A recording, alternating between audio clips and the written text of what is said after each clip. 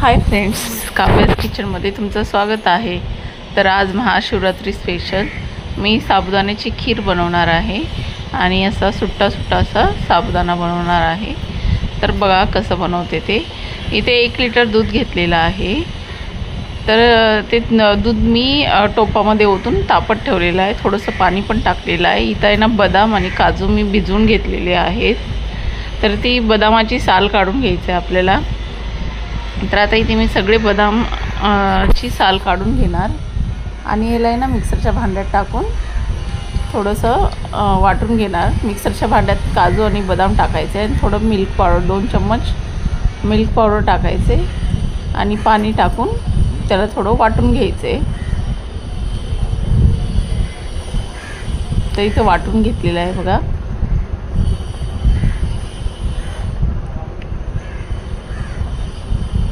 तर असं वाटून घ्यायचे आणि आता हे आपल्याला दुधामध्ये ओतून घ्यायचे पूर्ण बॅटर। तर त्याच्यामध्ये थोडेसे काजू बदाम असे मोठे मोठे राहिले होते, तर मस्त लागतात ते पण, राहून द्यायचं तसंच। नंतर याच्यामध्ये साखर टाकायची। खूपच टेस्टी झालेली खीर, तुम्ही नक्की ट्राय करा ही खीर बनवून। आता याच्यामध्ये मी केसर पण टाकते।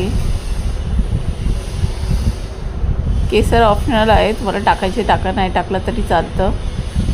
थोडीशी त्याच्यामध्ये वेलची पावडर टाकायचे। आता इथं मी साबुदाणा, तो पण खीर शिजते आपली तोपर्यंत मी इथं साबुदाणा फ्राय करून त्याच्यामध्ये टाकणार आहे। ते दूध आपलं शिजते तोपर्यंत। तर इथं कढईमध्ये तूप टाकलेलं आहे, 1 वाटी साबुदाणा टाकलेला आहे।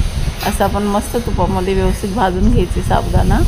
आता इथं बघा तुपामध्ये साबुदाणा भाजला गेला आहे। तर आपण आता ते खीरच्या दुधामध्ये टाकायचं आहे साबुदाणा। तर बघा आता याला मस्त असं उकळी येऊन शिजून द्यायचं आहे। इथं चारोळी पण फ्राय करून घेते मी तुपामध्ये।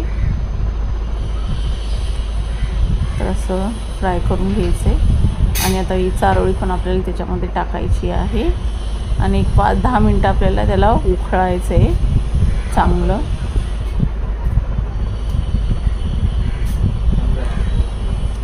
आणि इथं आहे ना साबुदाणा बनवायची तयारी चालू आहे।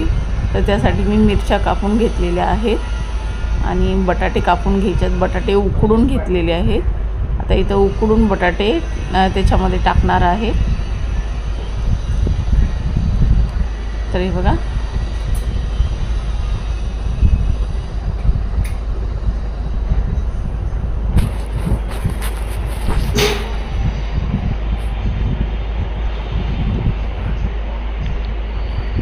मस्त अशी खिरीला पण आपली उकळी आलेली आहे।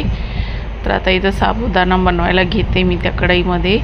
तर तूप टाकून घेतलेलं आहे, मिरच्या टाकते त्याच्यामध्ये, थोडेसे जिरे, कढीपत्ता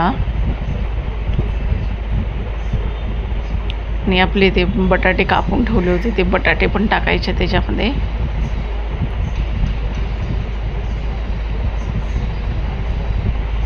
असं फ्राय व्यवस्थित तेलामध्ये फ्राय करून घ्यायचं आहे। त्यामध्ये शेंगदाण्याचं कूट टाकायचं आहे।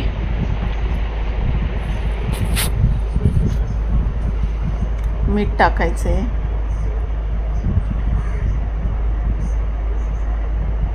आणि भिजवलेला साबुदाणा टाकायचा आहे त्याच्यामध्ये।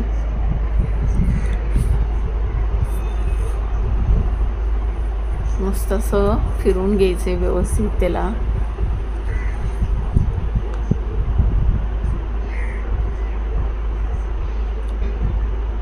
तर बघा थोडंसं झाकण ठेवून आपण जरा वाफ पण येऊ देऊया। तर बघा वाफ आलेली आहे। मस्त असा सुट्टा खुल्ला असा साबुदाणा आपला तयार झालेला आहे। इथं आपली खीर पण तयार झालेली आहे। मस्त पाहू शकता किती छान अशी दिसते खीर। तो केसरचा असा थोडासा पिवळा कलर कसा उतरला खिरेमध्ये आणि इथं साबुदाणा पण रेडी झालेला आहे। आता तुम्हाला मी सर्व करून दाखवणार आहे। तर बघा किती छान असं फराळीचं ताट आपलं तयार आहे। तर महाशिवरात्री स्पेशल या तुम्ही पण माझ्या घरी फराळ करायला. मस्त असं फराळ रेडी आहे. तर दही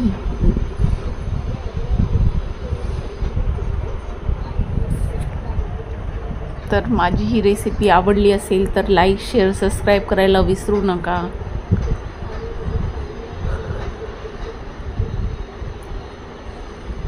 खूपच छान मस्तच दिसते. चला तर मग बाय.